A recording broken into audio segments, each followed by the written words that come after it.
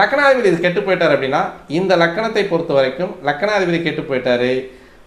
அதேமாதிரி 4ஆம் இடத்துக்குடையவர் போயிட்டு இந்த இடத்துல வந்து உட்காந்துருக்கார், எங்கள் லக்கணத்தில் உட்காந்துருக்கார். இதில் என்ன செய்யலாம் அப்படின்னா 4ஆம் இடத்ததிபதி வேணால் லக்கணத்தில் வந்து உட்காந்துருக்கனால வீடு, மண், மனை, வண்டி, வாகனம் இது எல்லாமே இவரை தேடி வரும் அப்படின்னு சொல்லலாம்.